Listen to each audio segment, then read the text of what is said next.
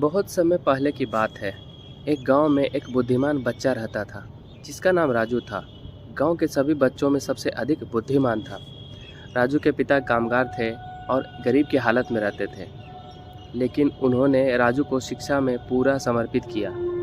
राजू की एक खासियत थी, वह हर समस्याओं को हल करने के लिए एक उत्तर ढूंढ लेता था। गांव के लोग उसे बुद्धिमान कहकर पुकारते थे। एक दिन गांव में एक बड़ी समस्या आई। सूखा साल ने किसानों को परेशान कर दिया था। बिना पानी के उन्हें फसल की खेती करने में मुश्किल हो रही थी। गांव के लोग चिंतित थे और उसके पास कोई समाधान नहीं था। राजू ने इस समस्या का समाधान ढूंढने का निर्णय लिया।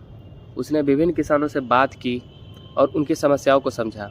फिर उसने एक पाइपलाइन का निर्माण करने की सलाह दी।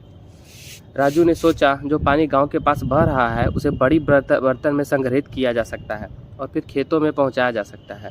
यह प्रस्ताव गांव के लोगों को सही लगा और उन्होंने राजू का साथ दिया। राजू ने अपने विचार को क्रियान्वित किया और एक पाइपलाइन निर्मित की। वहां बहने वाले पानी को संग्रहित करने के लिए एक बड़ा टैंक भी बनाया गया। इस प्रक्रिया को लगभग 1 महीना पूरा हो गया था। पाइपलाइन का निर्माण होते ही गांव के किसानों को जल की समस्या में बड़ी राहत मिली।